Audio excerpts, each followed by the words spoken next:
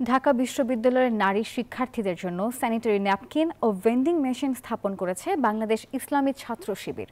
রবিবার ঢাকা বিশ্ববিদ্যালয়ের মধুর ক্যান্টিনে এক সংবাদ সম্মেলনে সংগঠনটি জানিয়েছে, নির্বাচনের আগেই এই উদ্যোগ নেওয়া হলেও আচরণবিধি ভঙ্গের আশঙ্কায় তখন তা বাস্তবায়ন করা হয়নি। এবার বিশ্ববিদ্যালয়ের 5টি স্থানে ভেন্ডিং মেশিন বসানো হচ্ছে। টিএসসি, সেন্ট্রাল লাইব্রেরি, কার্জন হল, বিজনেস ফ্যাকাল্টি এবং মোকাররম ভবনে। এ সময় সাংগঠনিক সম্পাদক কাজী আশিক বলেন, নারী শিক্ষার্থীদের যে কোনো সমস্যায় তারা পাশে থাকবেন। আর সেক্রেটারি মহিউদ্দিন খান জানিয়েছেন, ডাকসুতে কোনো দলীয় বিবেচনা রাখা হবে না। আমাদের কার্জন হল একটা স্থাপন করা হবে, এরপর হচ্ছে আমাদের মোকাররম ভবন একটা স্থাপন করা হবে, আর আরেকটা হচ্ছে আমাদের এফবিএস বা বিজনেস ফ্যাকাল্টি এই জায়গাতে স্থাপন করা হবে।